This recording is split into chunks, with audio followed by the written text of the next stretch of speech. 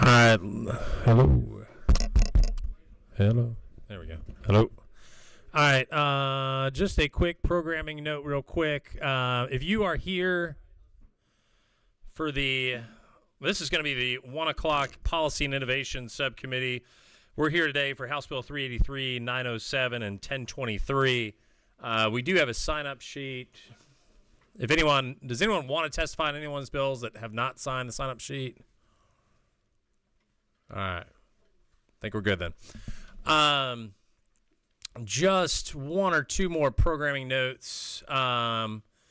We have a House Rule 8.1 that prohibits on the House and in committee chambers here any signs, placards, things like that. So if you have those, if you could please take them off or keep them where I don't see them. I don't want to put anybody in timeout. It's too early for that. So with that, thank you guys. We are going to get started.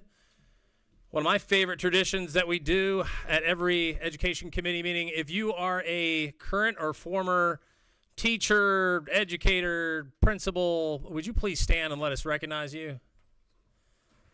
Committee, give them a round of applause.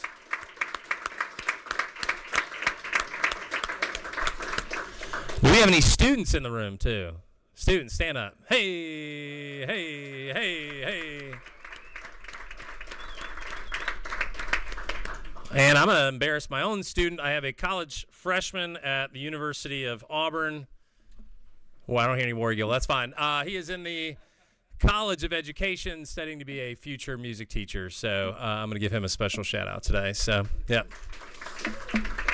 Need to increase that teacher pay is what I'm saying. With that, Leader Will, would you please open us up in a word of prayer? Be happy to. For those that would, bow with me. Heavenly Father, we thank you for this day. We'd ask that you watch over us, guide us, protect us. Protect those students that are in our schools across this state, those teachers that are pouring into them, all of the administrators, all the faculty, the lunchroom workers, and the school bus drivers. We know how much they all care for these next generations. Let us deliberate with kindness, humility, and from a spirit of friendship as we address important issues facing the children of the state.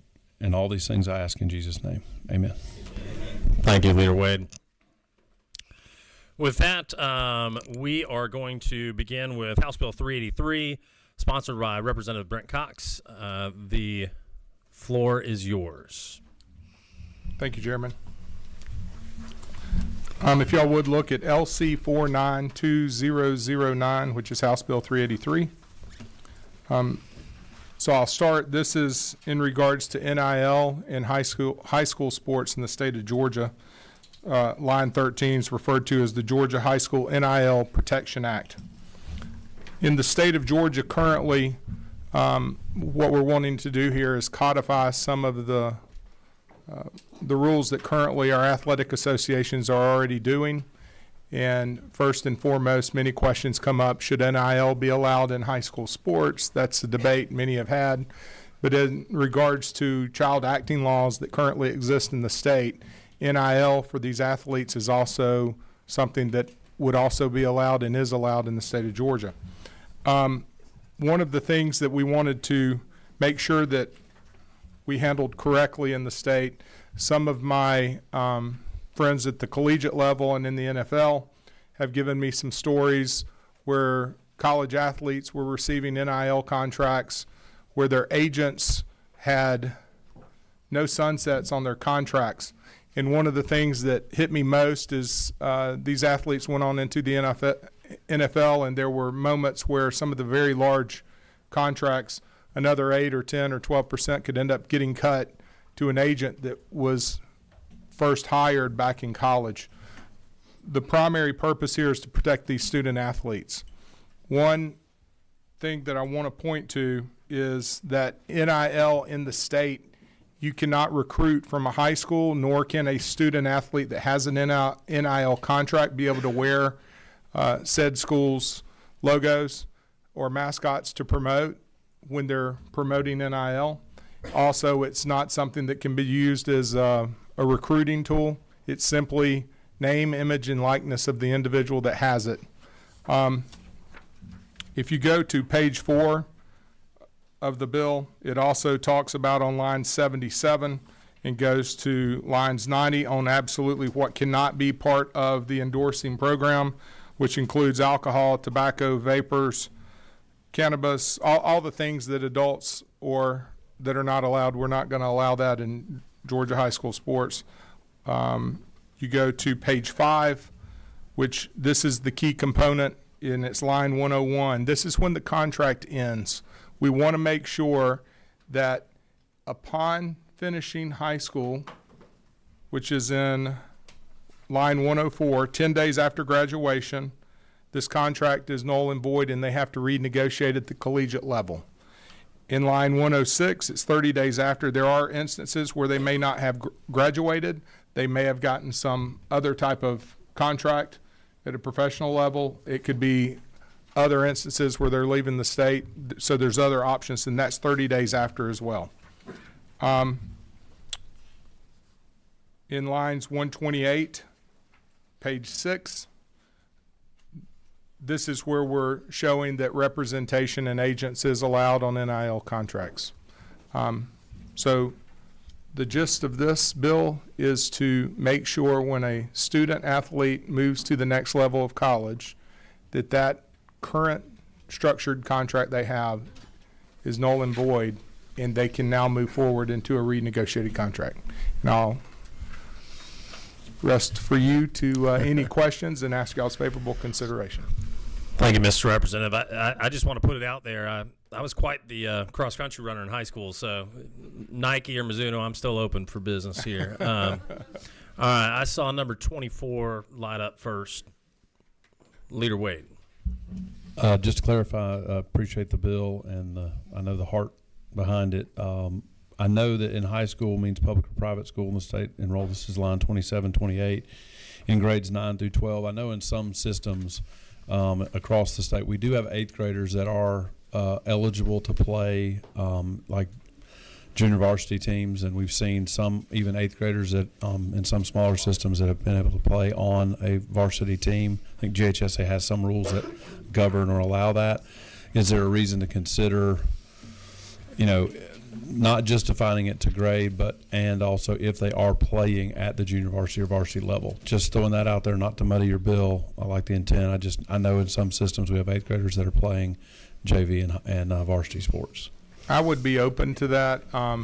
Things get a little interesting when we're talking about high school sports. Yeah. I'm okay with that. I think at this point we've not seen any of that happen in the state. Doesn't mean it can't, but I would be open if that's the will of the committee. Since it's a subcommittee, I'm just throwing that out for you as the author to consider. If you want to get feedback from GHSA as well as Legislative Council, if the committee feels that this bill needs to continue to move through the process, I just think it's something worth consideration. Maybe not as much for now, but in the future, I've seen my 9-year-old can do things as a 9-year-old on a baseball field I couldn't do until I was probably 13. So yes, I was a poor baseball player, but regardless, I just want to acknowledge those students if they are in high school and if they're a phenom, if you will, or just one of those top athletes, that we give them the same consideration if they're playing high school athletics. Thank you. Thank you. Thank you, Mr. Leader. And I want to thank you for bringing this bill. I think all of us in this room would agree right now, NIL is kind of the wild, wild west. And so, and a lot of students and student athletes are getting taken advantage of out there. So kudos to you for bringing some guardrails to bring some sensibility to this. Representative Olale, number 2. Thank you, Chair. Rep, appreciate your work on this.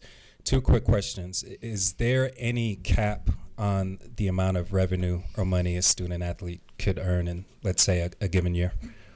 No, there is not. We're not going to try to get in the way of free market and how that goes. I relate this to if you're an incredible artist or writer, and I've seen some incredible writers at a very, very young age in elementary school, and there's no cap when they're creating their literature or paintings.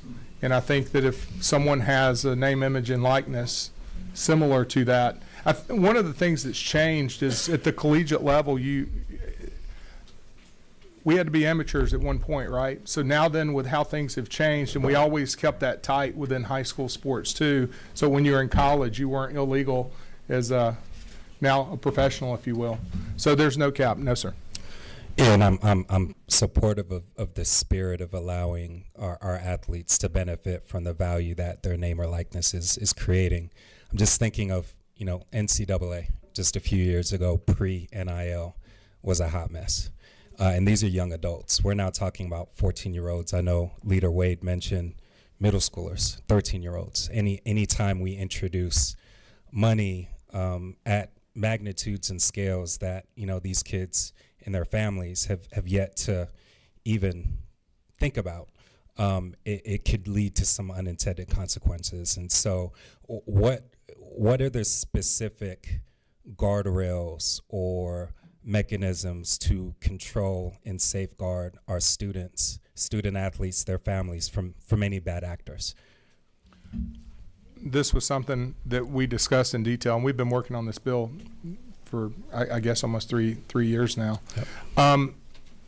So there was a question: should we have a percentage of money that's created? Well, first and foremost, NIL is allowed in Georgia already, and it is in other states within the high school level. We're just codifying that the agents at the end of their high school career, that they have to renegotiate those, and it could be the same agent. They can renegotiate it to keep them from bad actors that could try to lock them in, and then long term they're at the collegiate level, maybe even at the NFL level, and it's still riding with them, which we do not want to see here in Georgia.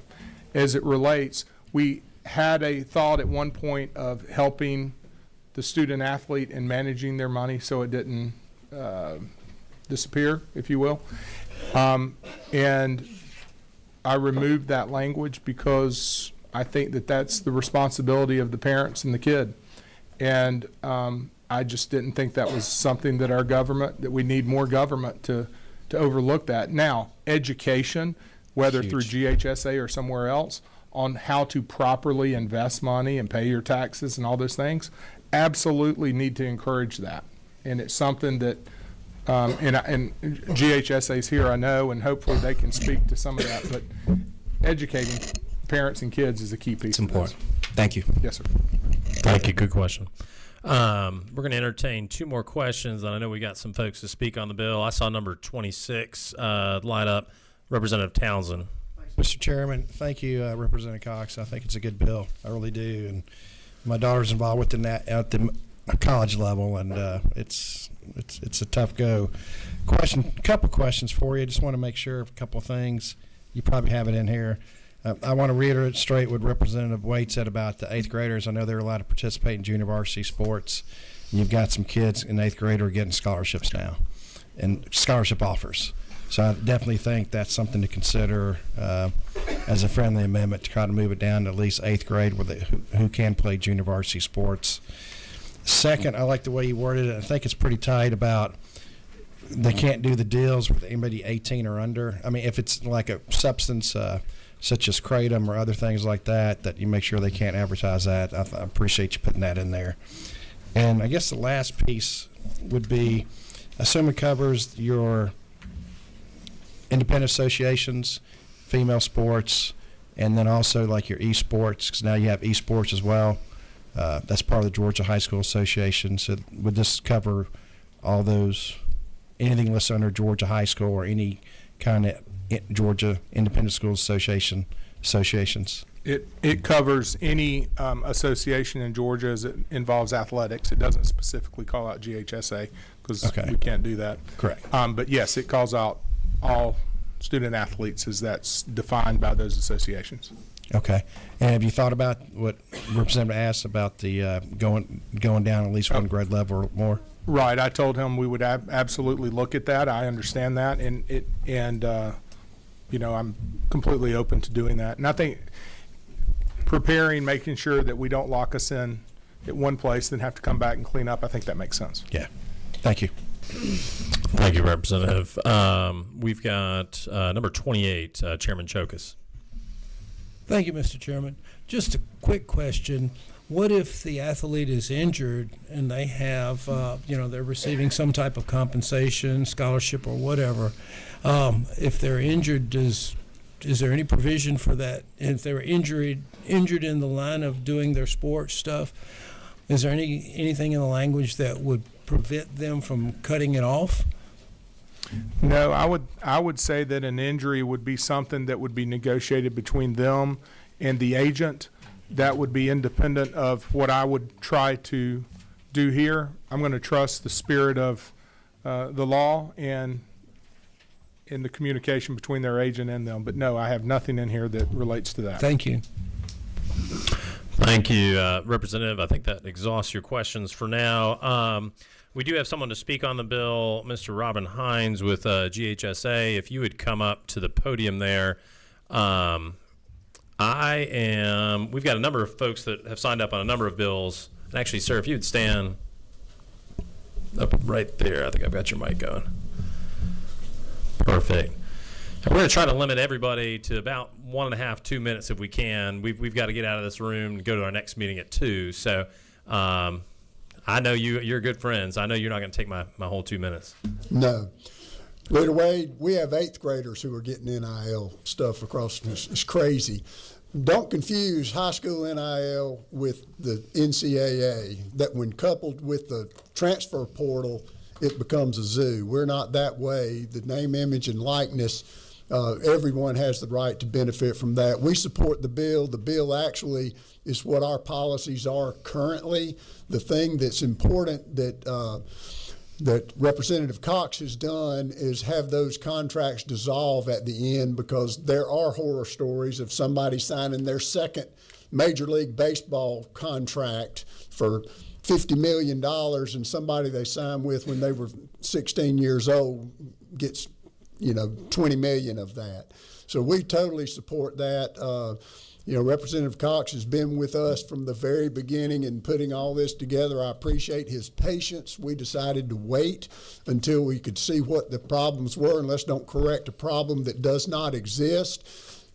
Just to give you context, in the 3 years that we've been doing it, there's only been 150 NIL deals, and the majority of those is somebody from like Mama's Kitchen in Barnesville gives a free meal to a student who post that they love Mama's Kitchen on their Facebook page. That's the majority of what it is. But the possibility is there, and there have been a couple of athletes that have come by and gotten some significant amount of money. And this is just good sense because when they go to the next level, the University of Georgia or Georgia Tech or something, they have people that take care of those things. They don't need an additional person to go and guide them who's basically would get that money. Hadn't really necessarily been a problem. I love the bill. Certainly we support that and appreciate the partnership that Representative Cox and Representative Chaz Cannon has spent with us and taken time to talk about these issues, and we certainly support it. If there are any questions, I'm happy to answer. Thank you, Mr. Hines. I don't see any, and I just want to say I love Cane's chicken. Maybe that'll get me an NIL. Let's see. With that and not seeing any other lights here, I will entertain a motion from the committee if there is one. All right, I hear a do pass from Chokus, a second from Townsend. Very good. Any discussion on the motion? Seeing none, all in favor of do pass on House Bill 383 signify by saying aye. All opposed, like sign. Bill passes. Thank you. Thank you. I'm going to let my next two speakers duel it out, but we've got the majority leader and the speaker pro tem, so.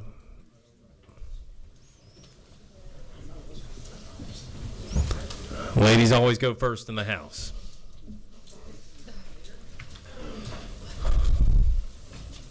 As the speaker pro tem is headed up, we've got a committee substitute. Hopefully all of y'all have received that copy.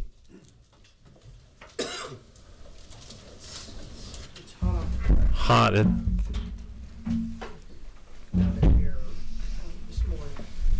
So, for the background of the committee, Madam Pro Tem, if you'd pull the. those of you who've been on the committee for a while are aware we've been working on what we used to call alternative schools, we now call completion schools. This committee's worked very hard to offer, to work towards offering a public school option for every student in the state to take night classes, more flexible classes if they are at risk of dropping out or if they're behind. And working with the chairman, Irwin, and just to update you, we started out with Mountain Ed years and years ago, then expanded to Foothills that located in different places, but I think based in Athens. Have a coastal array of school systems that have joined. And this is where school systems join together based on the legislation a few years ago. They sign an agreement that they're going to offer a completion school with locations throughout the schools that operate in that district or zone. There's 7 zones. They choose a superintendent. It earns QBE funding. If they can provide additional local funding if they want. A lot of the classes are online. Since those 3, one down based in the Albany area has opened, is very successful. The Chairman Irwin could give you a better update on that, but very proud that they are operating successfully and offering this option to students who are way behind or at risk of dropping out, or both. The one in the Columbus area is on track. We've provided funding. I believe we're going to offer some more funding in the budget this year to get that one going, hopefully is it next school year? Correct. Next school year. That would be 1, 2, 3, 4, that would be 5 that would be operating. The Bibb County Middle Georgia one is coming together and hopefully will open a year later. Is that right? That's correct. Which would then offer an option to almost every student in Georgia except in the metro area. There has not been any real movement there. I think that'll be the last one. Many of those school systems are so large, they offer alternatives now.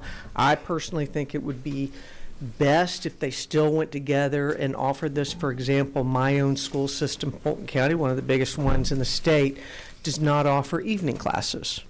And that is a hallmark of these completion schools, is they offer night classes and, frankly, a support network of teachers that are truly 100% focused on the needs of these students. But that's an update on what's happening.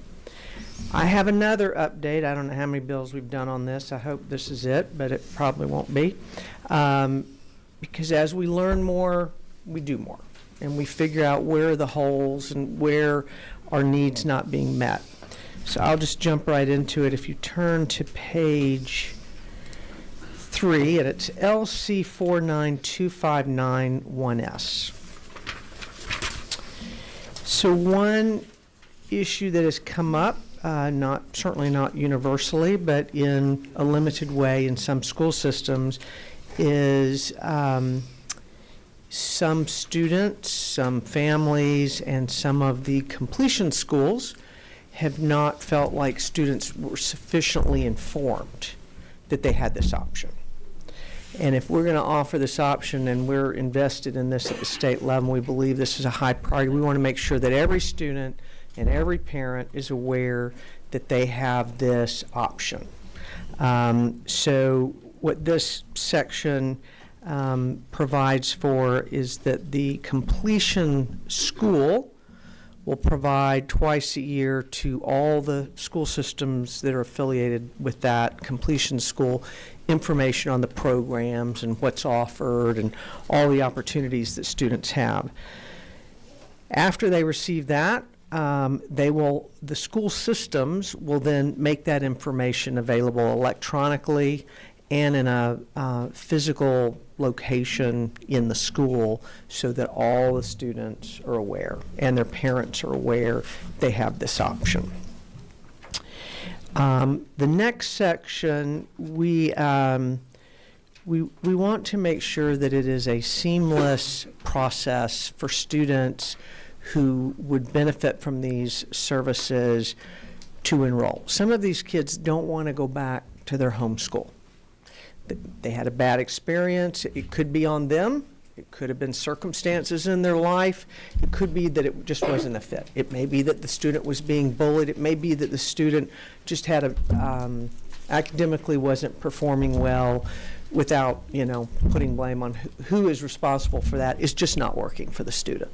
And so what the next section makes sure is that if the student, starting on line 74, if they're enrolled or eligible to be enrolled, it makes it clear they have the right to attend this a completion school.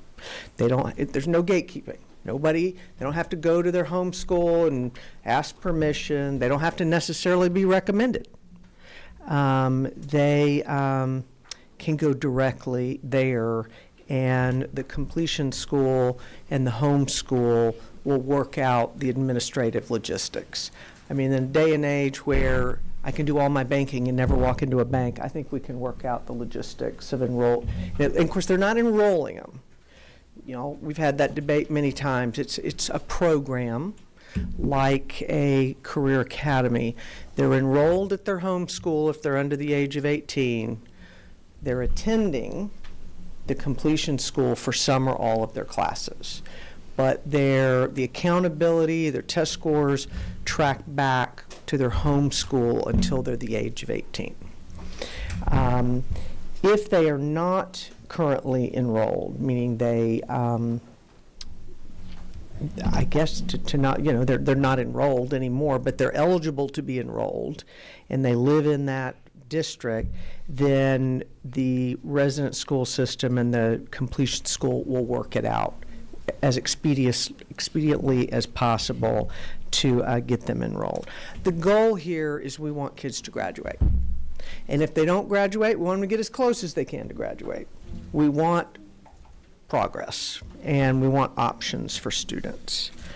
If you go to the next section, section 2, this was brought to me starting around line 105. When we did this last iteration of legislation, we anticipated, for example, in the metro area, that perhaps one would go ahead and open, or say in Bibb County. We didn't know that they would get it together as quickly as they have, and that a completion school would open down there in just I guess a year and a half. So we allowed where there were prior relationships with a completion school, by a resident school system with a completion school that wasn't in that region. What we're finding is we don't want to limit anybody. We don't want to limit any student. This is about students. And so if the metro if the metro area never really gets it together and forms one of these, if a school system like Rockdale, this really is sort of a Rockdale provision, they are utilizing Foothills in Athens. And I know Gwinnett County utilizes, I believe it's Foothills as well. They can continue to do so until or if a completion school, I call it consortium, forms. And then, let's see, the next section, I don't remember what this does, that they,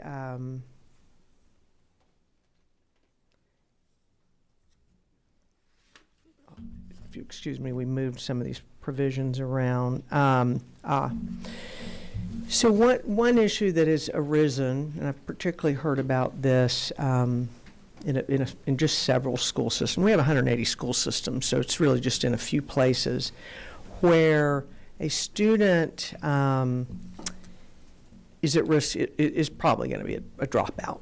And a dropout, as defined by the federal government, is 4 years and a semester after you started high school. So if a student looks like, look, they're never going to graduate on time, but that doesn't mean that we don't want that student to graduate. The fact that they might get counted as a dropout, okay, we'd rather they weren't, but really that's I don't care that much about. What I care about is they get their high school degree. And so we want to make sure that whether you can graduate on time or you cannot graduate on time, that you're given every opportunity to get that high school degree. And so this spells out how a resident school system that's a party to a completion school agreement, they're within that zone, one of the 7 zones, that they will provide what I call leads to the completion school that they have a contract with. If the student has been absent a certain amount of time, if they're what we refer to as a quitter. They're not beyond that dropout age of 18 in a semester. They're lower, they're younger than that. And so they will provide that so that the completion schools, a number of, particularly the existing ones, are very good at reaching out to students, reaching out to families, and encouraging them and explaining to them, here's how we can help you, why don't you come try it? And so that's what this last section does. I'm happy to answer any questions. Thank you, Madam Pro Tem, and thank you for what you're doing here to make sure that no student falls on the cracks and that we are trying to get everyone across the finish line, because we know a high school degree sets someone up for tremendous life success down the road. Y'all just about tied, but I'm going to go with Representative, Wilkerson, number 3.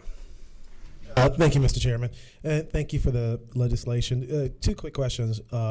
Section 3, the communication between the local school and the completion school happens. I guess they let them know the student has dropped out. Has quit. Has quit. Let me rephrase that. What communication then does the completion school have to give?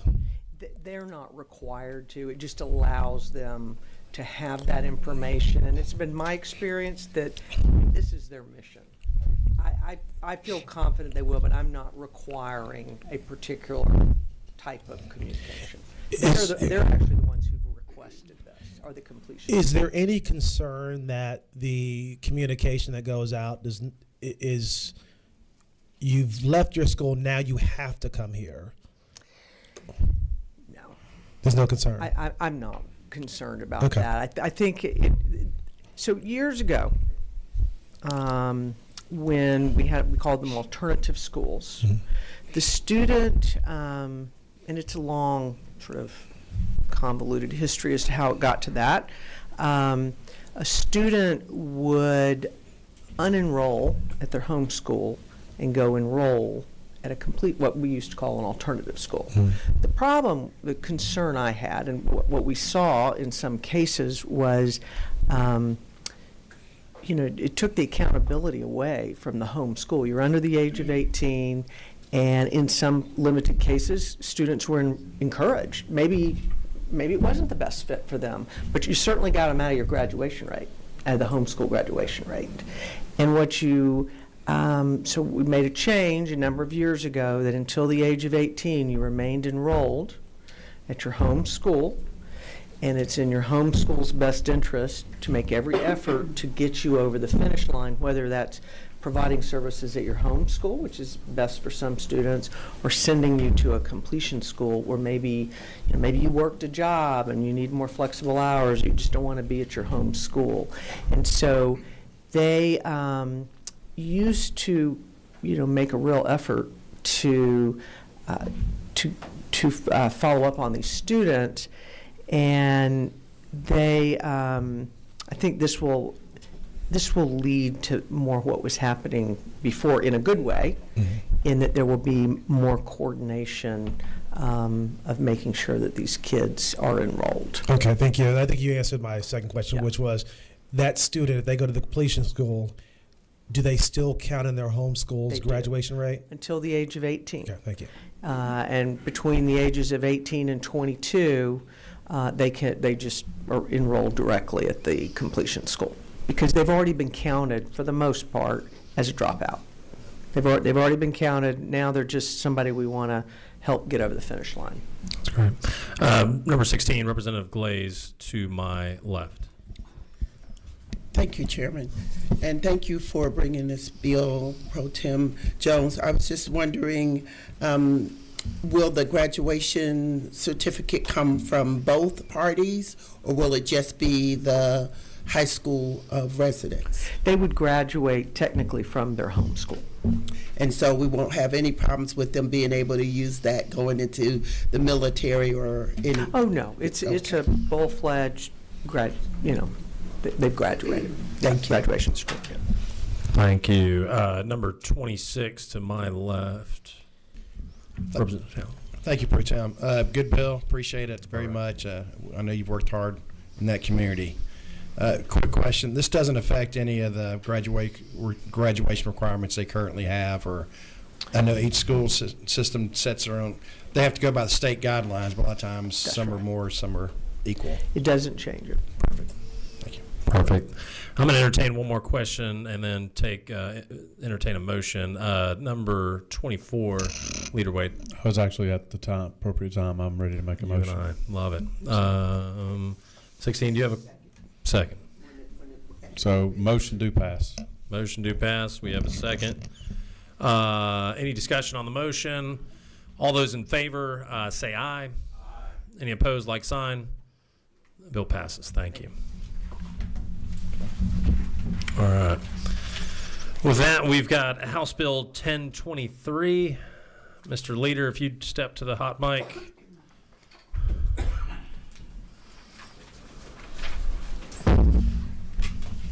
Good afternoon, Mr. Chairman. Thank you. All right, if I proceed. Yes, sir. So I bring to you committee House Bill 1023, LC 492506.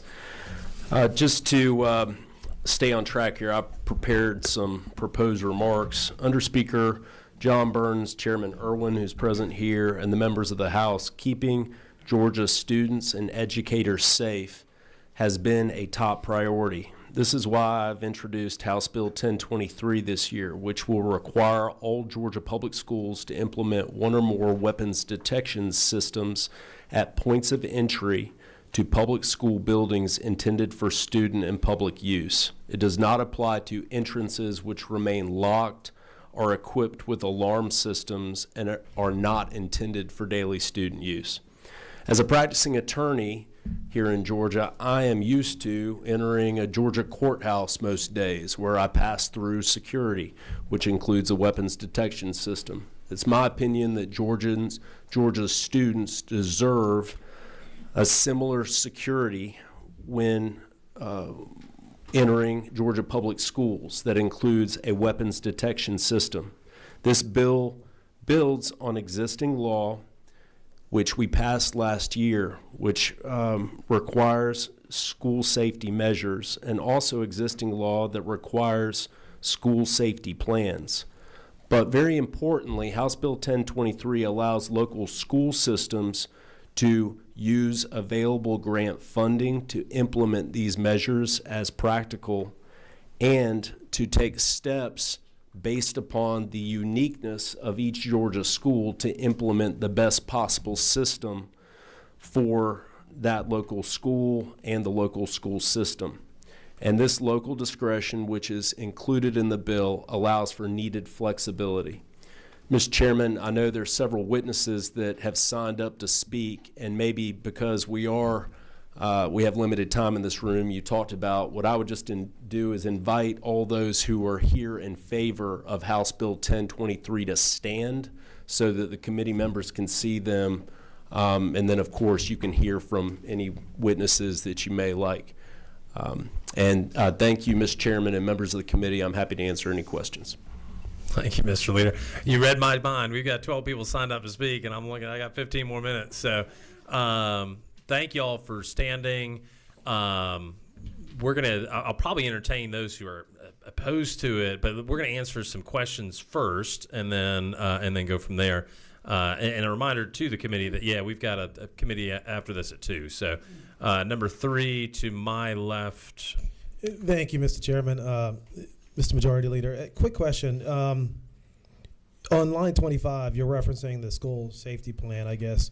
Are you saying that these systems are required, or that you're just referencing that we have to have a school safety plan?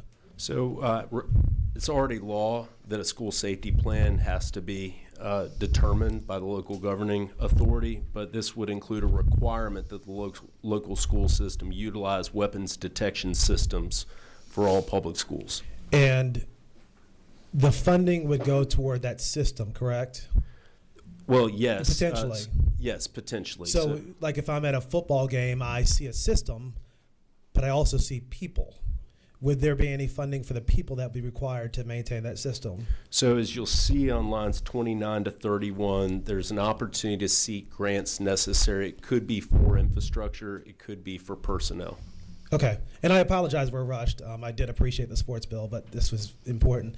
But I guess I take my kid's high school. It has more than one entrance. So you're saying that we would have to have a detection system at every single building on McEachern High School's campus, as well as someone to monitor that, as well as I'm assuming when someone walks in with a weapon, if they do, that they're not going to stand there and wait for you to come. So you're going to need cameras throughout the school system to figure out where they went. So I'm just trying to think through if, I would love to have more conversation. 10 minutes is kind of hard to move something this important, but that's, again, those are my concerns right off the bat. Yeah, just to answer your question directly, it's any public school building where students are or are expected to be, that a weapons detection system would be required, or that the door be locked with an alarm so that there's not an opportunity for unauthorized entrance.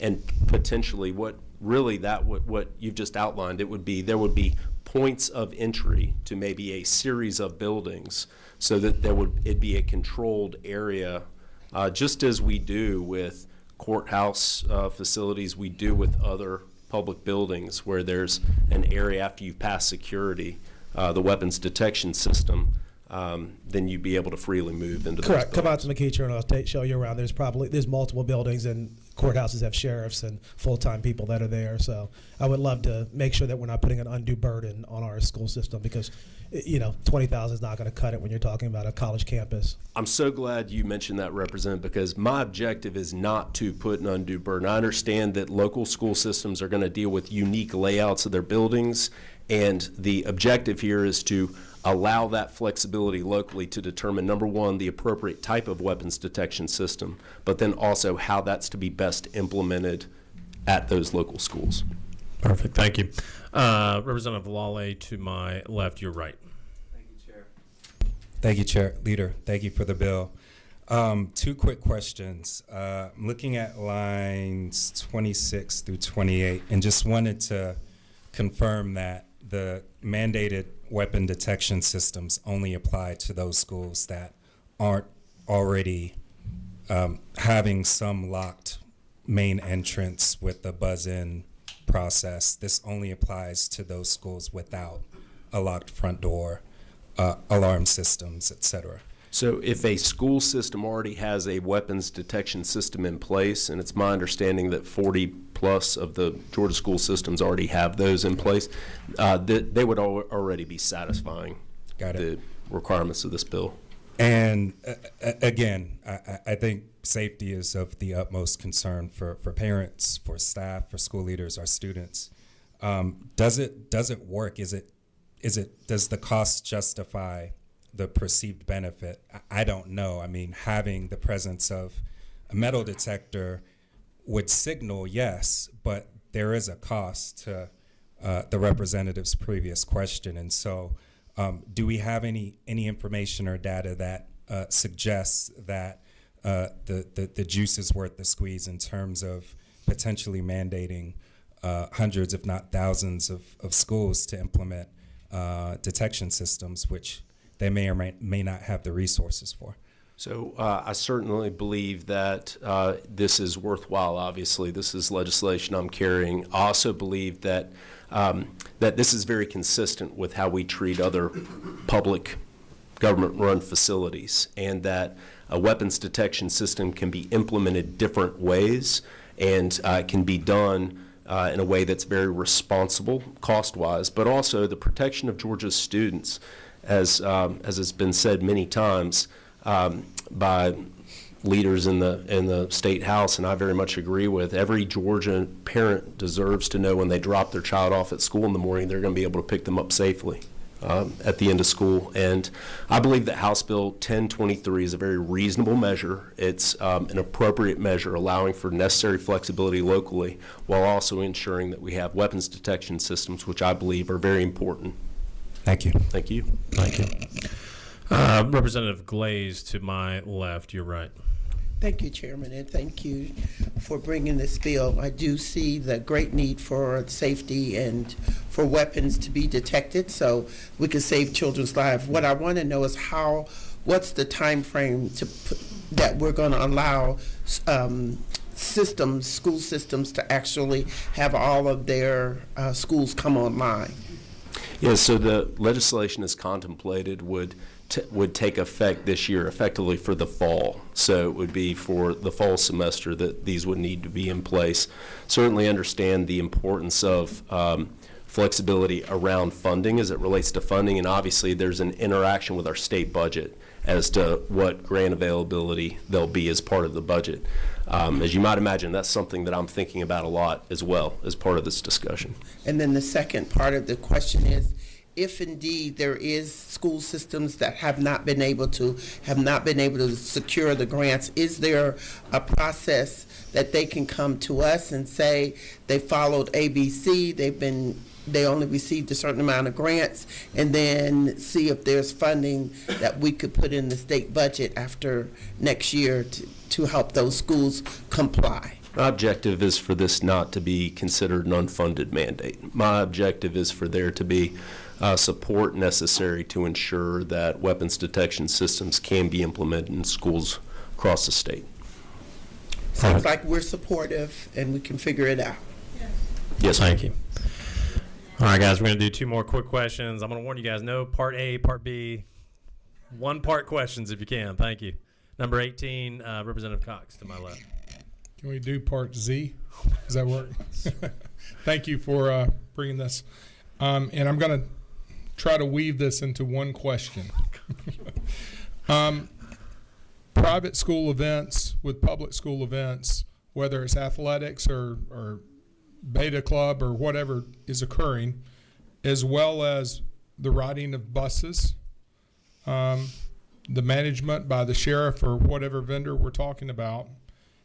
How are we going to manage that at other events other than just in the classroom?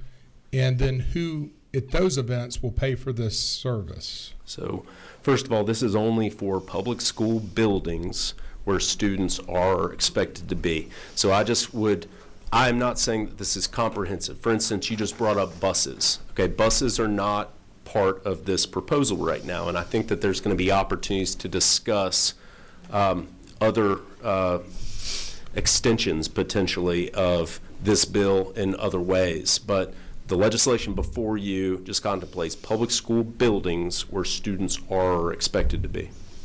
Okay, thank you. Thank you. Last but certainly not least, is Representative Townsend. Thanks, Mr. Chairman. Thank you, Leader, for this bill. After reading it, I do want to commend you for leaving school systems the flexibility to carve out their own plan of how they're going to do this. Too many times in education, we have cookie-cutter approaches. What's good for a big school system like Gwinnett may not be good for a smaller system such as McIntosh, and at the appropriate time.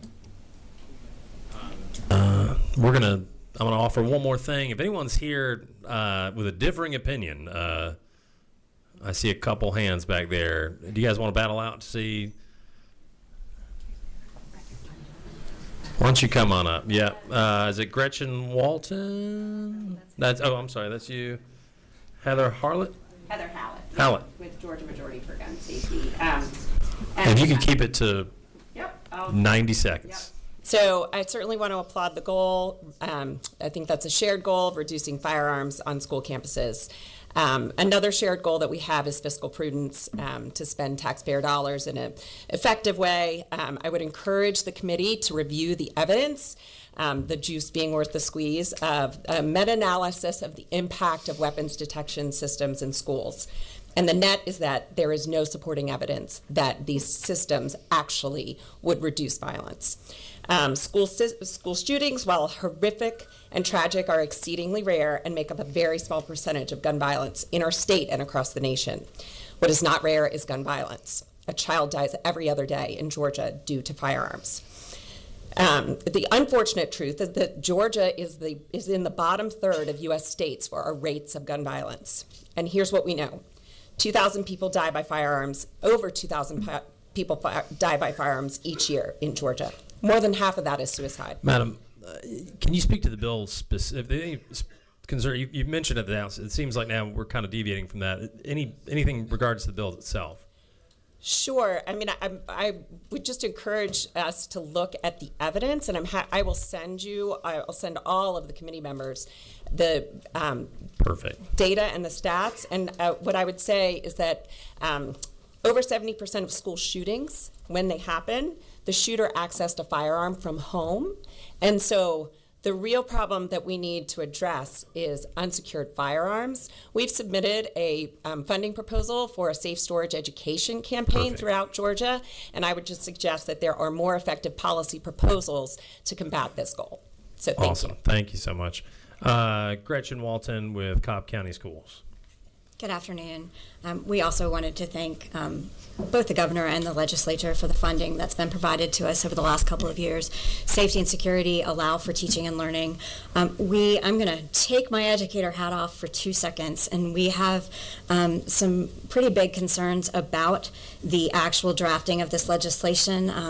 The leader said that if the doors were locked and alarmed, that then they wouldn't have to have the weapons detection, but it actually says on line 27 the word and to clarify, it's if those buildings are not used by students. We have one campus, I mean, Representative Wilkerson talked about McEachern, that's an example, but we have another campus that has 22 buildings. It has 49 entrances.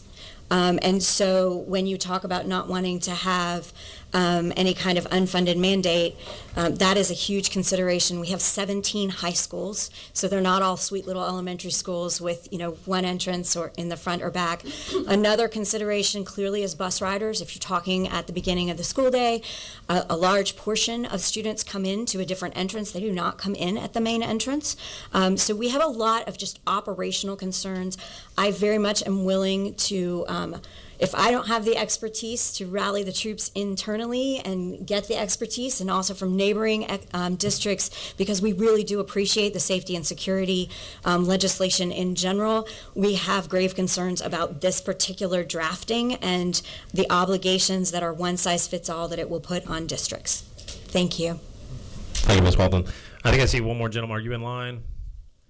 All right. I'm going to give you 30 seconds. You can do it, right? You can do anything in 30 seconds. If you can state your name, too. Yeah, Jeremy Cavallero. I'm not in opposition to this bill. Are you in support of it? Absolutely. Awesome. We appreciate that. We're going to ask you to take a seat if that's okay. Okay. And I'll come down and visit with you afterwards. Okay. Yes, sir. We have a motion on the table. Well, actually, can you make the motion? Number 26. Motion to approve. All right. Do pass. I hear a second. But Chokus, any discussion on the motion? You guys are killing me. Number 24, Leader Wade. I just want to ask this to respond to the educators' comments. Nothing in your bill prohibits any existing school system to implement technology or tools that will keep every single access door locked in the school system, or to equip them with alarms, correct? And as a former school board member, it was my job to ensure that we did those things in our local schools. So this will not prevent Cobb County to design a safety plan to implement those things through added dollars that this legislature has been giving since 2019 to school safety. Is that a correct statement, sir? All right, thank you. Thank you. We're going to go down to number 3 here. Before I do, I'm going to editorialize. My local high school, Norcross High School, has had one for about a year now. It gives me, as a parent who has a student there, greater security, gives him and the students security. The system has worked flawlessly, and so no clapping, guys. It's a great speed, but we're not allowed to clap. So thank you for bringing this legislation. Number 3, Representative Wilkerson. Thank you, Mr. Chairman. And again, I do respect that this committee has been focused on school safety, literacy, and there was one more. Learning. The fact that we have spent more than 30 minutes on a bill dealing with NIL, and we're being rushed through a bill that deals with school safety that's going to dramatically impact our budget. Cobb County, we pay, the largest portion of the funding we pay is through school taxes. I've educated my kids in Cobb County, and I do believe I'm the only one up here that has done that. We may not always agree, but I do respect my local school system handling the safety of my kids. If you've never been there and seen that there's 20 entrances, it's easy to say you can put an alarm in there, but you have to man these. We cannot continue to make false promises to our students and families and give false sense of security. If we are serious about this bill, I would encourage that we have people whose districts are not bankrupt on this bill. I would encourage us not to make sure that we're funding companies, but we actually deal legitimately with school safety and deal with school safety plans. To this day, this committee has never seen what the school Representative, safety do you have a plans question look for like. the author? No, this is discussion. My discussion is the fact that if we're going to go through 40 days and deal with literacy, school safety, et cetera, I would love to have a conversation about school safety, literacy, and learning. Yeah.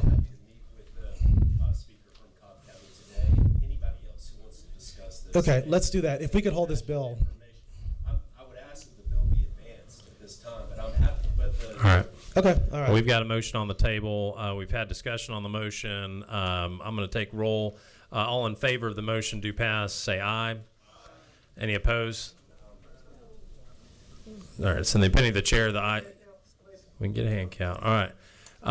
All in favor of the motion do pass, signal by raising your hand. Got it. All opposed, like sign.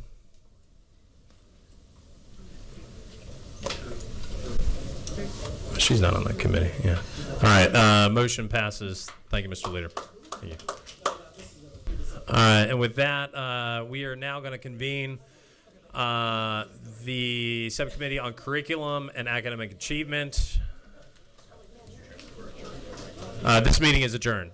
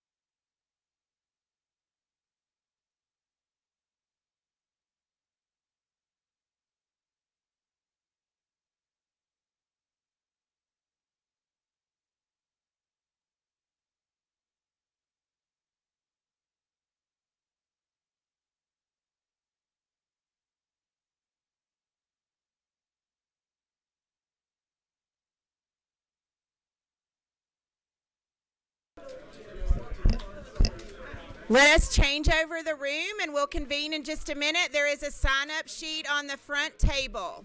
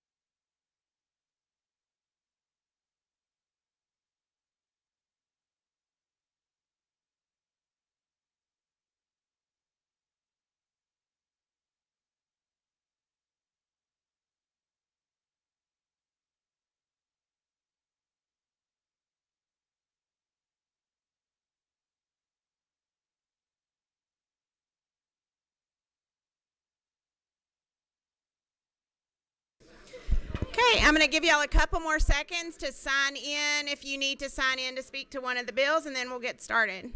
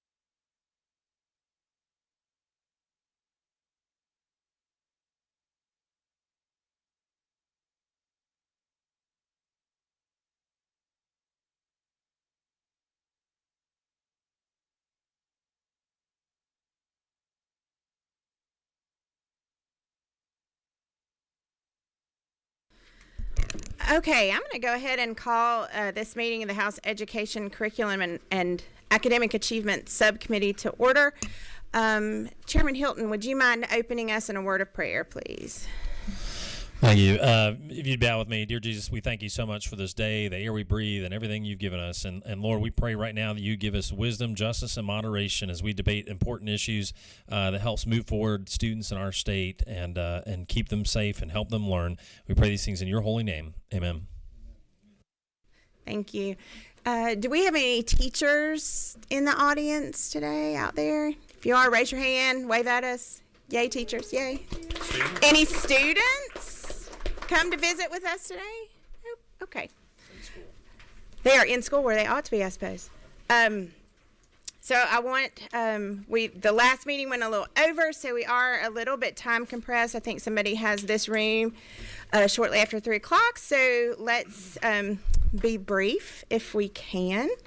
I want to thank everybody for being here today. Thank you, members. Thank you for those of you that have come in the audience. The first bill that we are going to hear today is HB 971, Representative Townsend. And would you give us the LC number to make sure we are all on the same page? Hang on. Okay. LC 44385. No. Did I give you the wrong one? Oh. Do you want me to give you the LC number we all have? Sure. If it's later than that, I'll take it. We have 492473. Thank you. Yes. No. Let's see. Would you like to give me a copy of that one and let me make copies real quick? 243. Yes, we'll run with it. Recess. Yes, that's fine. Okay, we good to go? Yes, we're good. I'm sorry. So, just so we're all clear, LC 492473.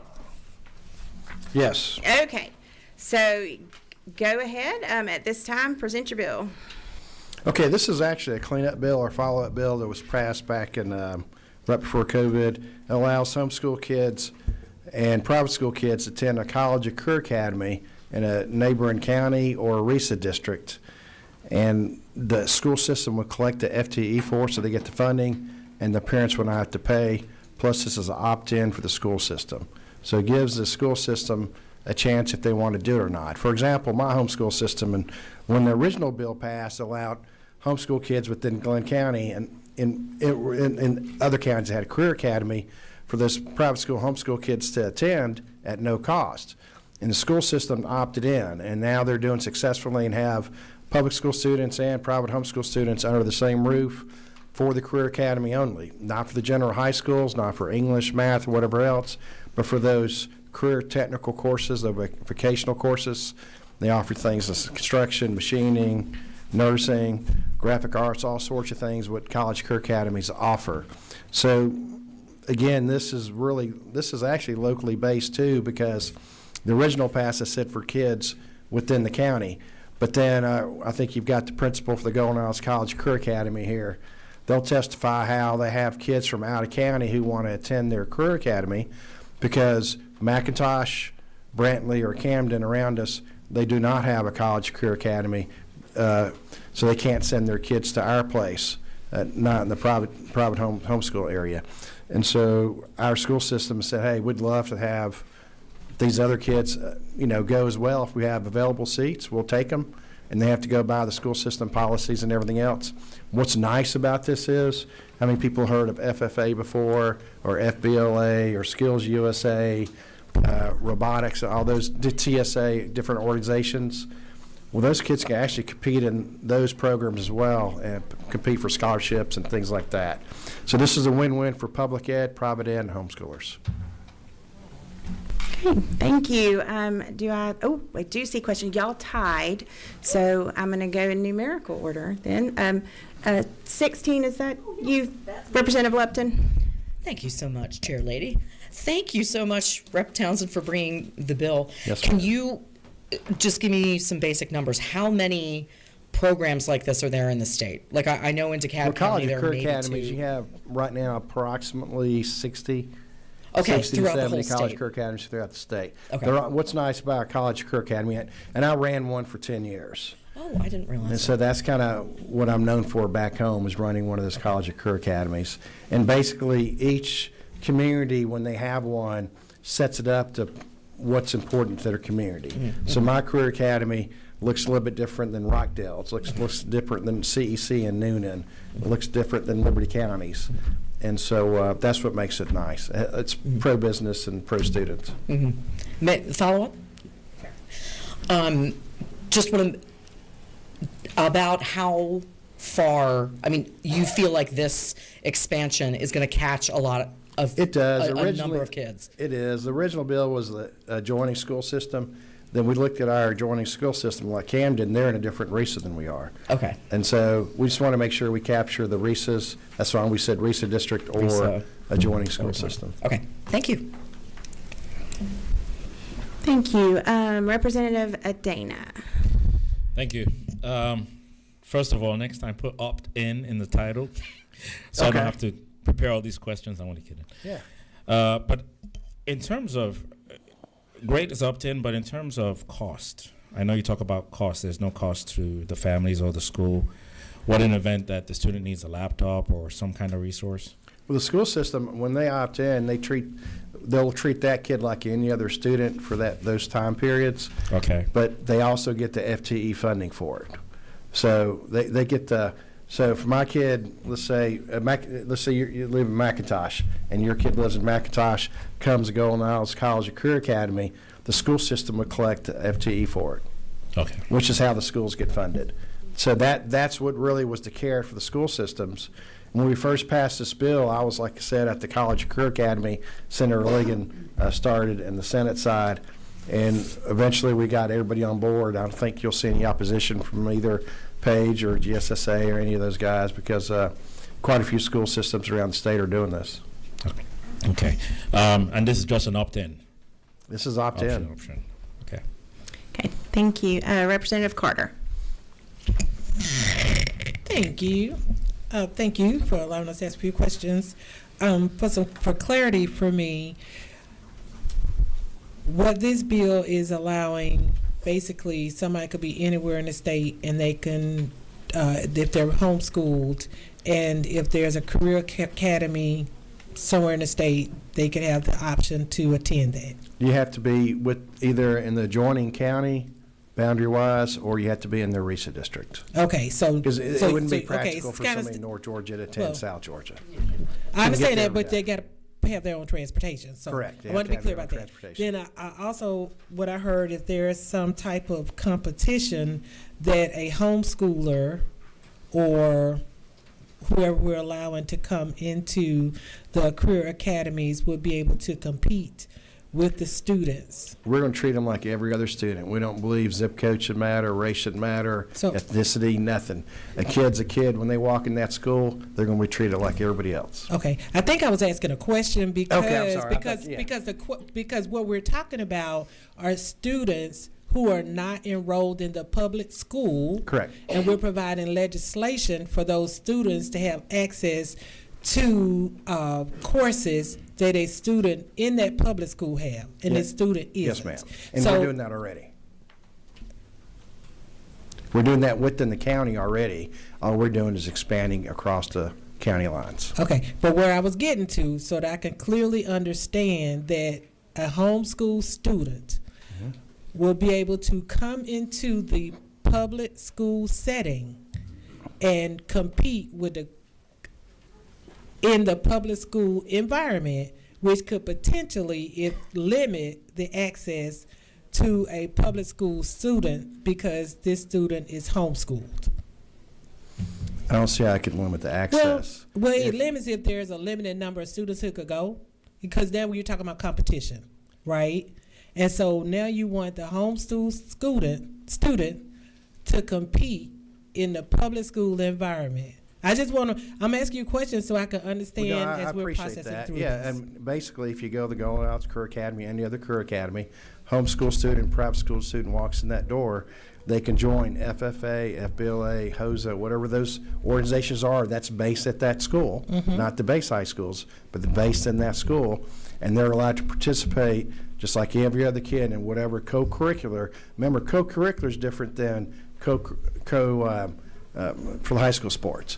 Co-curricular means it's part of the academic instruction. So any of those organizations I just mentioned, like FBLA, FCLA, any of those, all those are co-curricular. So that's part of the instruction, and so they are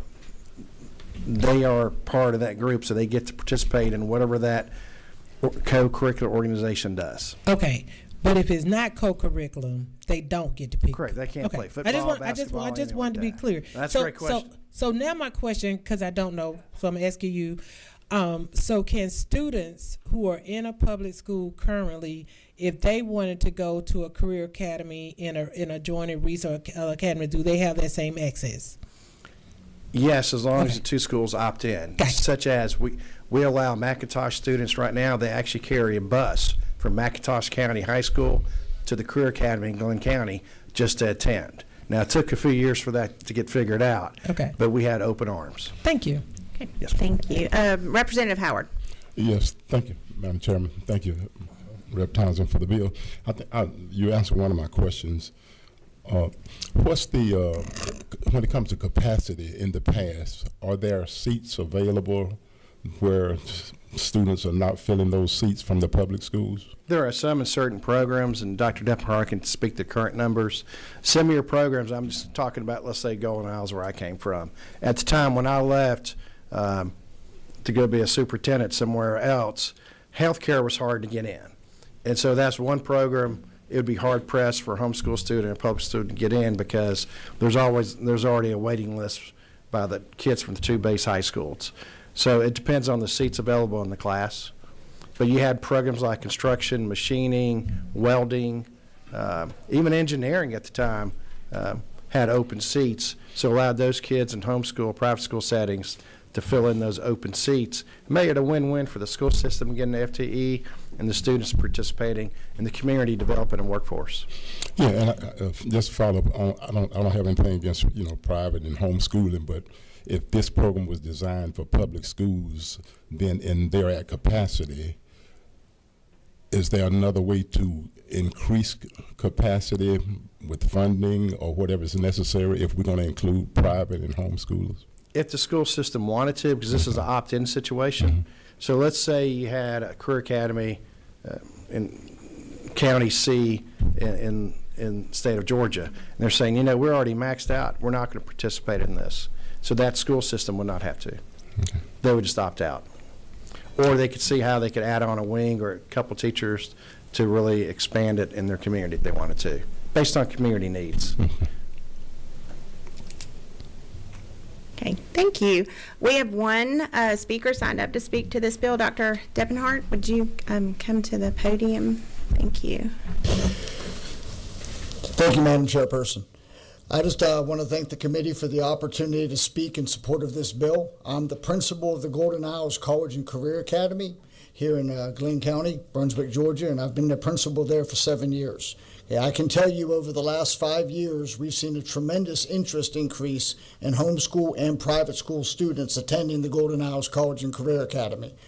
Currently, we have about 24 students that are from Glenn County. However, I have parents that have approached me from 3 of our neighboring counties wanting their homeschool students to be able to participate in our career and technical education programs. Unfortunately, under the language of the current law, we are unable to do that. This bill would expand that access so that those students from Brantley, McIntosh, and Camden who would like to come to our academy can do so on a space available basis and have the opportunity to get a quality career, technical, and agricultural education. Thank you so much, and I don't see any further questions. Representative Carter. Thank you. You know, I'm getting a little older, so I remember I had another question.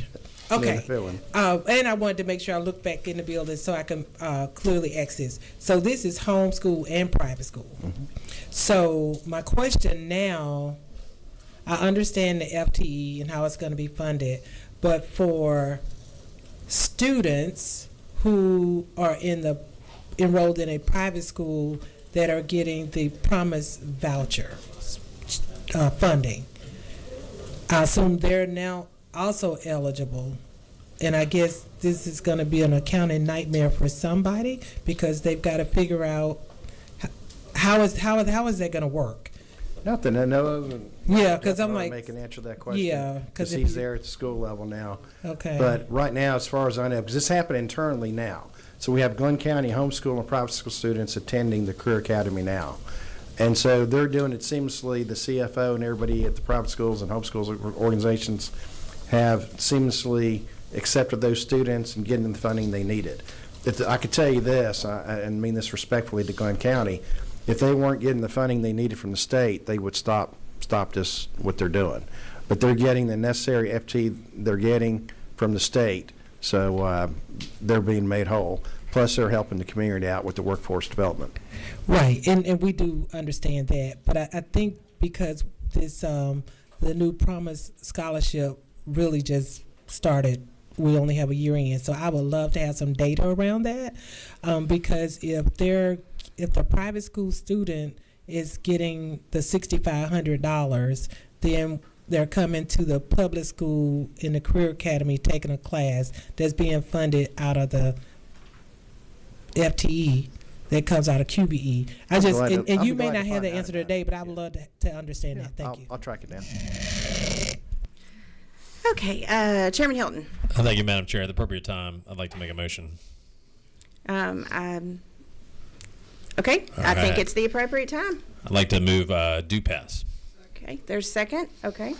So we have a motion and a second on HB 971. Don't see any other discussion. All those in favor say aye.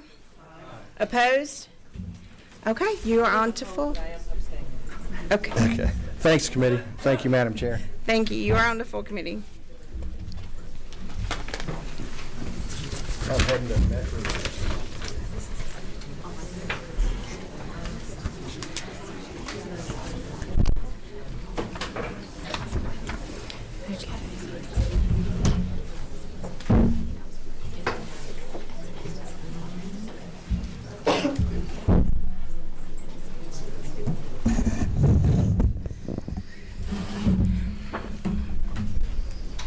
Okay, Chairman Hilton, we've got House Bill 1009, and if you will give us the LC number when you get situated, that would be great. Thank you, Madam Chair. I'll be working off of LC 492527. Gotcha. Okay, go ahead whenever you're ready. All right, well, before I begin, as a sign of solidarity, I'm going to put my cell phone in my little pouch here before I get started. There we go. I don't want to be distracted while I'm presenting. There we go. Thank Thank you, Madam Chairman, members of the committee. First and foremost, I want to thank this committee and the House Chamber for your broad bipartisan support last year of House Bill 340. There's a lot of work we do down here at the Education Committee, some mundane, some like literacy, safety, learning that are incredibly important. And I'd mark this in that category. From what I've seen so far of the early results, this has truly been life-changing for our schools and, more importantly, our students. And it's really the impetus of why we bring you House Bill 1009 today. On the bill itself, I'm going to keep my comments short because we've got a bunch of experts who are a lot smarter than me who are going to testify. But since we've last spoken, 25 other states have ridden that wave nationwide of what we've done. In Georgia, in our own way, we were unique.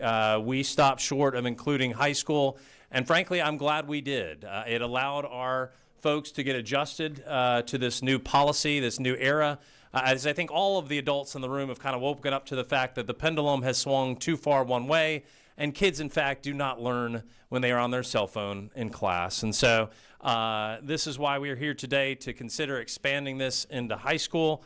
You'll see House Bill 1009 is a fairly simple bill and much of a replicate of what you saw last year. Just a couple minor changes. On lines 28, you'll see we eliminated e-readers. We've determined that a lot of these don't have two-way communication device, and they're used in education, so we wanted to make sure to exempt that piece of technology. Then if you go toward line 42 through 44, a question we get is around timeline. I thought this committee, in their wisdom, last year pushed it out to the start of this upcoming school year for grades K through 8. Likewise, this pushes it out to the start of 27-28. Once again, giving high schools in our state time to adapt, adjust, and appropriately communicate. This is important. A data point for this committee to consider is absent state law, roughly 20% of the state's high schools have already adopted a policy proactively on their own, which is a sign to me that we are moving in the right direction policy-wise. Again, the schools, begins with the start of the 27-28 school year. Another important line that the chairman brought to me and several others is on 54 through 56. We understand that high school is a different set of dynamics, and so we wanted to make sure to exclude kids who are in dual enrollment programs, work-based learning, or other apprenticeship programs, the majority of which are, or all of which are off campus. And so we want to make sure that those students have that flexibility.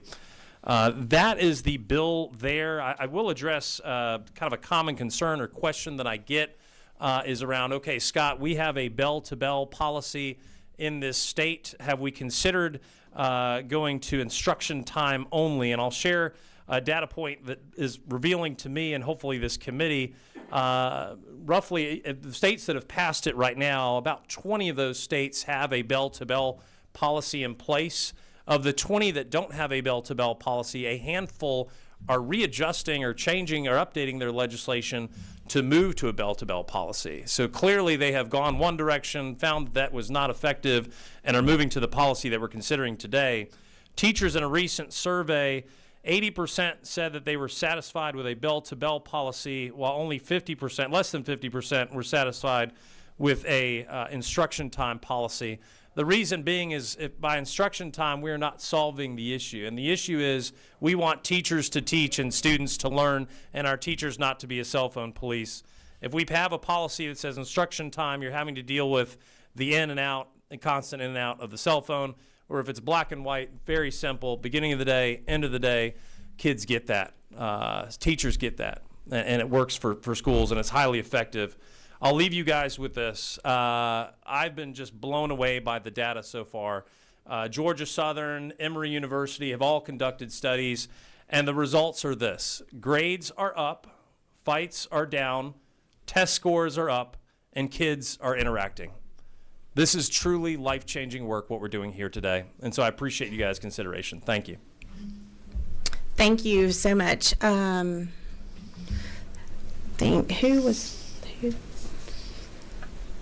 Representative Rice, I think you were first blinking. Yes, thank you, Chairman, for this bill. The results speak for themselves, just as you suggested a while ago. And you did mention one exception being with the dual enrollment students. And as the author of the bill, I also want to give you opportunity to speak for the exceptions on medical. We get some of the concerns on if there's a medical cause where a student would need a phone. I think it would be great for you to be able to speak on that. Absolutely. So I'm a parent of 3 school-age children myself, one of which is on an IEP plan right now. And as we did with House Bill 340, likewise, this bill clearly lays out if you have a child who has special needs or any specific medical needs, we do account for exceptions for those students. If you have a diabetes monitor or something where you absolutely need your phone, that absolutely makes sense. And so we accommodate those folks in House Bill 1009. Thank you. Chairman Chokas. Thank you, Madam Chair. I would like to bring personal testimony in support of this legislation. Last year I had 2 groups of school children. One of the groups had already implemented a bell-to-bell policy, and the other group had not. And everything that you said, I witnessed firsthand last year in the Capitol. They were interactive. They were asking questions and communicating with each other. The other group, they were running in the walls, reading their stuff. I mean, it was amazing. So at the appropriate time, Madam Chair. Okay. We have a number of people speaking to the bill today, so I will get back to you. Chairman Irwin. Great. Thank you, Chairwoman. Chairman, thank you for your systematic study of this entire situation here and the data that you produced for us today. Talk to me for a minute in your study how bullying is used by these phones during the school day. Yeah, it's incredible. Kids are on social media, they're texting, they're arranging fights in the hallways and the bathrooms, and then they're filming those and putting those on the internet. And so, again, schools, Florida being one of the first states to implement a bell-to-bell cell phone free, they have a big study that came out of there. Again, the data showing that fights are down. So this committee, I know student safety is one of our passion items. This absolutely speaks to that and has helped create a safer learning environment in our schools. And Chairwoman, follow-up question. Absolutely. If I could, Chairman, with that knowledge of bullying that you just gave me, is that why the bell-to-bell rather than allow during the in-between class, the down times? Absolutely. And Chairman Choke, your story was right on board. This is a student safety bill. This is a mental health bill. This is an academic bill. I visited my son's high school the other day, and it was during the lunch period, and it just broke my heart to see a table full of students, everyone looking down on their cell phone, not talking to each other. The pendulum has gone way too far one direction. We've got to get kids interacting, socializing, having fun, playing a little flick football game, doing the things that we all used to do growing up that helped us socialize and mature in the process. Thank you. Representative Adana. Thank you, Representative, for this bill. Do we account for, again, it's still an issue in our community where we're concerned about safety. And again, school shootings, when kids in that environment, the phone has been a useful tool to communicate what's going on. That's still a concern. That's something that needs to be addressed. Does this bill and any of the data address some of that? It does. So there's a portion of the bill that speaks to, an emergency situation. The school has to have a plan to reunite that child with their device so they can be in communication with their parent. I've talked to a number of student safety or public safety experts on 340, now on this legislation, and to a person, they all tell me in an emergency situation, the first thing I want is my student focused on me, looking in my eyes, getting to the place where they need to be, and then afterwards, absolutely getting their phone back. But the safest outcome for that student is to be listening to directions, getting where they need to be. Heaven forbid they're in a situation where their phone's going off and there's a shooter and that person identifies where they are at based on that phone signal. We want kids engaged and getting in the right direction. And then, again, like I said, as a dad, I want to know as soon as possible they get that cell phone back. But a lot of times it jams up the cell lines. It's just not the thing you want in an emergency situation. Okay, thank you. Representative Carter. Thank you. So, I agree with this bill last year, and the students came and advocated against it, and I thought it was nice seeing the kids. But here's my concern. In speaking with school board members and educators, the ones who have to make this decision, their concern is that it's really not solving a problem, because it's making more work for the teachers.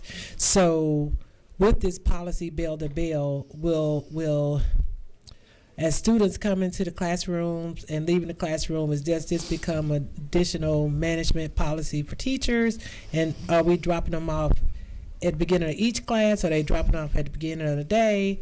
Because again, so we've got to go home and talk to our folk about this, and this is the feedback that I'm getting. I agree with you; they need to be focused. I agree with you that instruction is extremely important, especially when you have a live instructor in front of the classroom. So help me with this. Yeah, I'd refer you. So Page Professional Association of Educators, them along with Georgia Southern put together one of the most exhaustive studies I've seen of what teacher opinions are of this, and they are incredibly supportive and frankly a little upset with us that we didn't go to high school last year, where really the issue is. We want to design it so that every school designs a program that works best for them.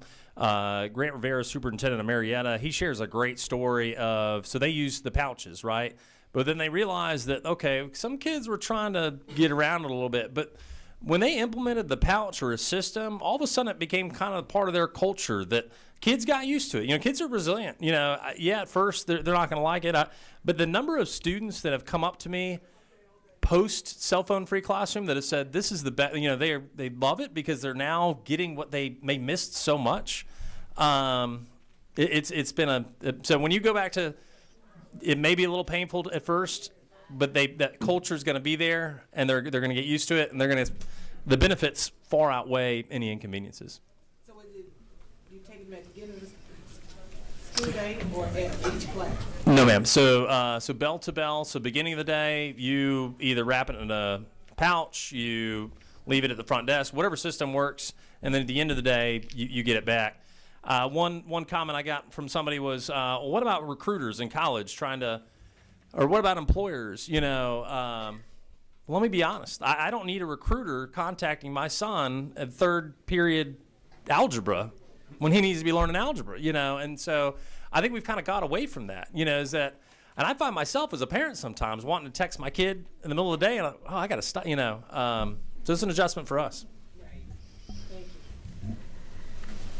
Representative Lipton. Thank you. Thank you, Representative Hilton, and you and I have spoken about what a huge fan I am of this. 2 questions.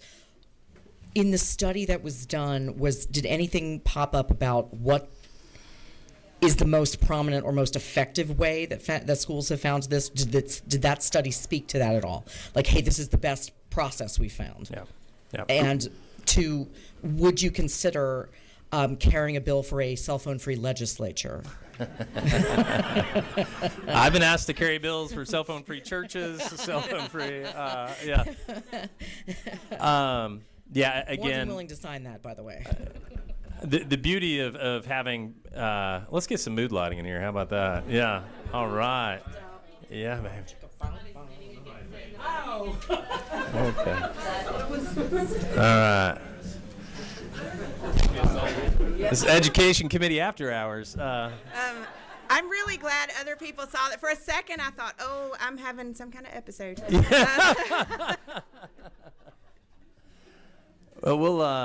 Yes. So the data has shown that there, like I said at the start, the real difference is bell-to-bell instructional time.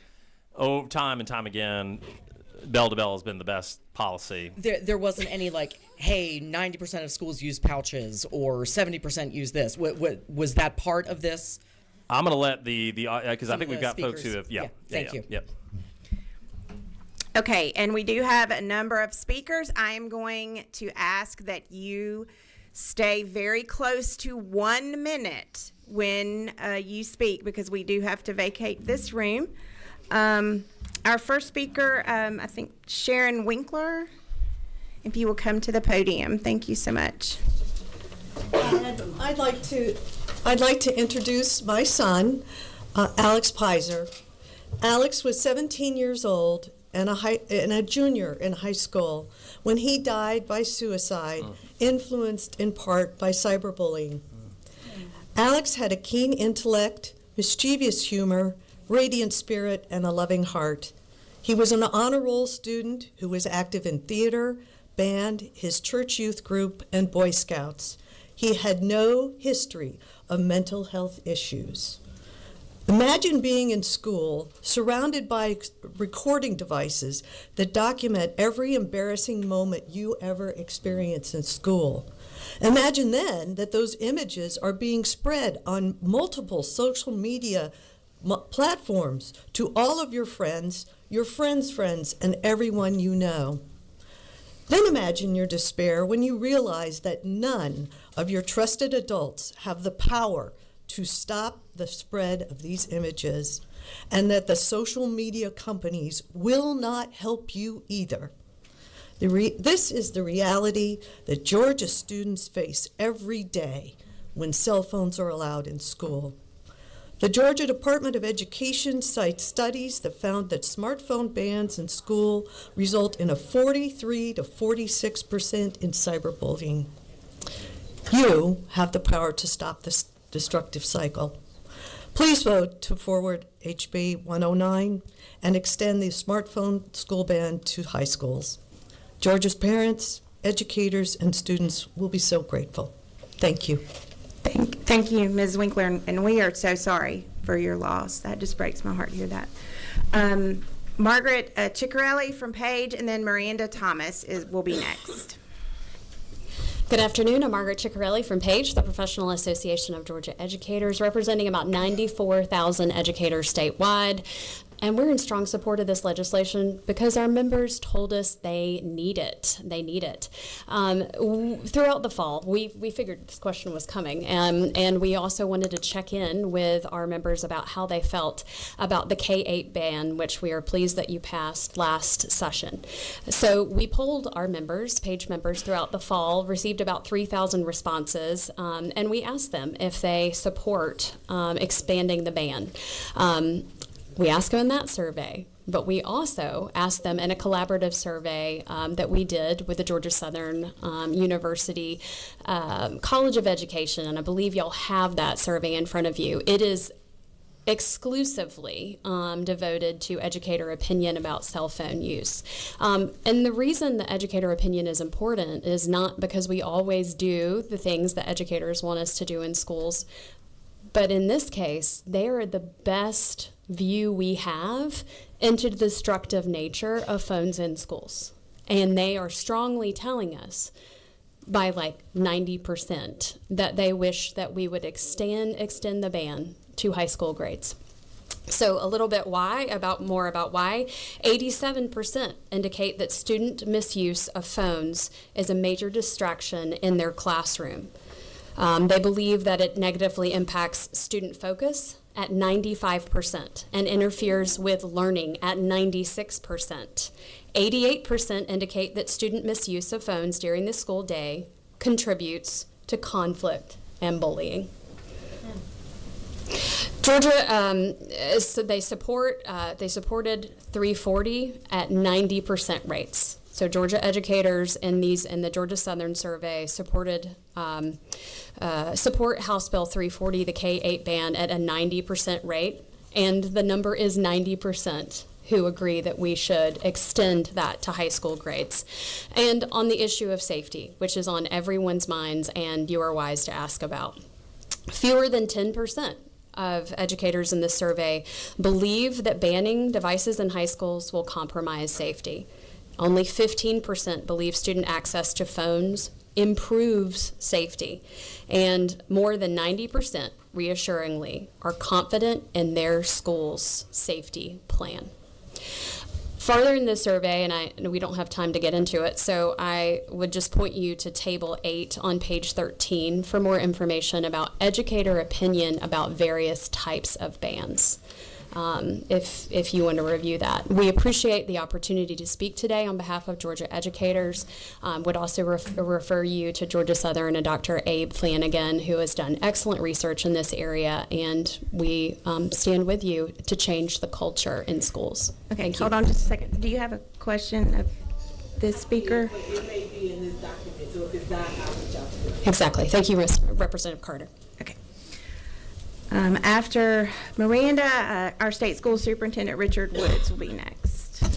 Gosh, it's hard to go after Margaret and before the superintendent, so I will be very brief. But hi, everyone. My name is Miranda Thomas, and I'm the Southeast Legislative Director for ExcelinEd in Action. And we appreciate the opportunity to provide our support for HB 1009. Last year, HB 340 successfully removed cell phones from K-8 classrooms, and HB 1009 simply extends that proven model to our high schools, aligning grades 9 through 12 with the policies already working in K-8. As we saw under HB 340, when phones are restricted bell to bell, students engage more deeply and classroom disruptions drop significantly. This bill gives our high school students the same focused learning environment we know already works, while maintaining exceptions for medical needs and off-site learning opportunities like work-based learning. And since this came up earlier about discipline and fights in schools, I wanted to share some data from Orange County Public Schools in Florida. They were one of the early implementers of these policies. And so first, the data shows that the further the phone is away from the student, the higher the GPA. So the further the phone is away from the student, the higher the GPA, whether that's doing homework or in classrooms.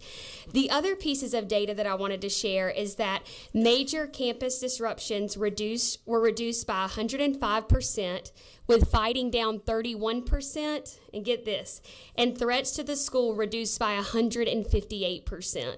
So this is some outstanding data from Orange County Public Schools. But thank you for the time today, and we urge the subcommittee to pass HB 1009. Thank you. Thank you.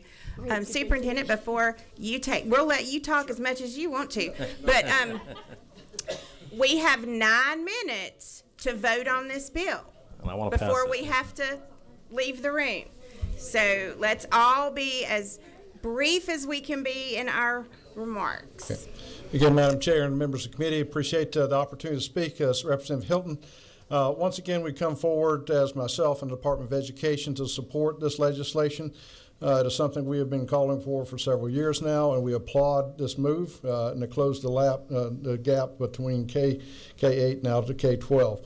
The data we are seeing currently at the DOE fully supports everything you have heard today.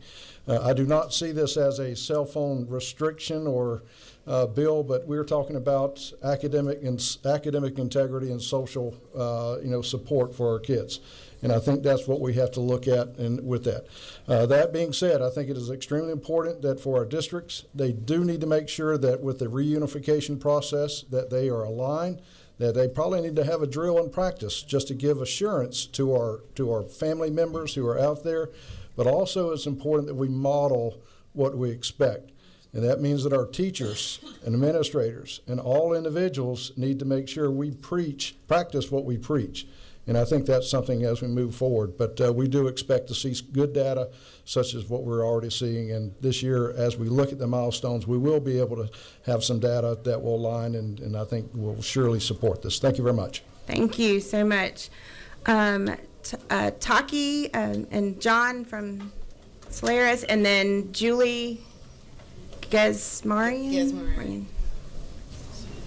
Dr. Julie. Yeah. Thanks for having me. My name is Taki Skouras. I'm actually the manufacturer of the pouch that you have in front of you, and it's yours, all yours. But we had 2 really good questions earlier. One was talking about how the teachers manage it, and then the other one was talking about security, right, in event of emergency. And so one of the 3 things that we really focused on when developing this pouch was, one, it's got to be super simple for the kids to use. And so what they would do, it'd be no different than a Chromebook or a case. They get assigned at the beginning of the year, and then it'd be with them throughout the entire year. 2 would be making it super simple for the teachers to manage. They've already got way too much stuff on their plate. So for them, you would put it in the pouch. You could either leave it in your locker. You could put it in your backpack. You could put it in your bag with your Chromebook or your laptop.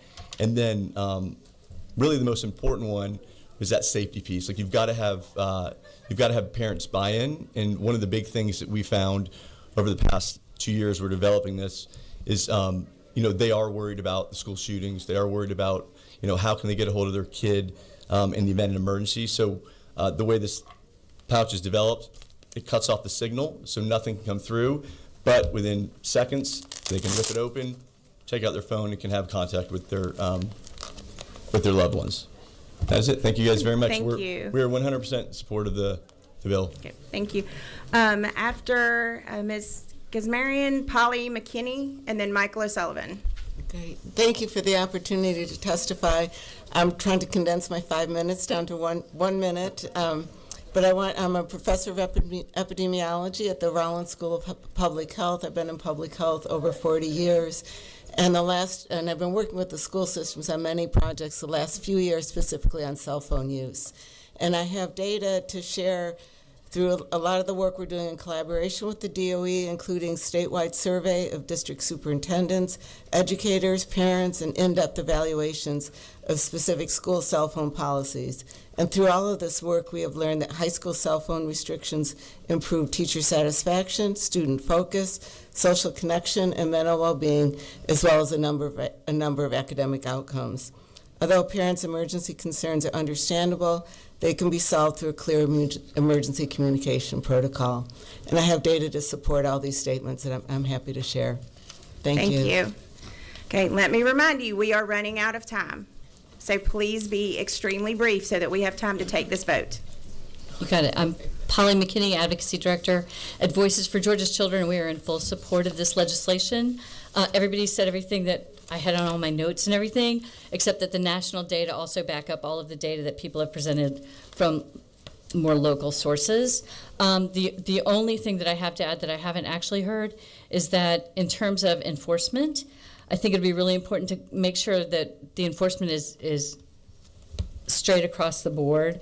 And because preliminary data shows there are some disparities in enforcement with regards to people's perceptions of other people. So that would be my only little implementation heads up, but we're fully in support of this bill. Thank you. Michael O'Sullivan is waving. Okay, great. I'm going to go back to Chairman Chokas for his motion. Thank you, Madam Chair. I move to pass House Bill 1009, LC 492527. Okay. Is there a second? We've got a motion and a second. Don't see any further discussion. So all those in favor say aye. Opposed? Okay, you are on to full. Congratulations. Thank you, Madam Chair. Thank you, committee. Thank you. Oh, and also we have another group coming in. If I know y'all want to chit chat, but you can't do it in here. You've got to go. So this meeting is adjourned.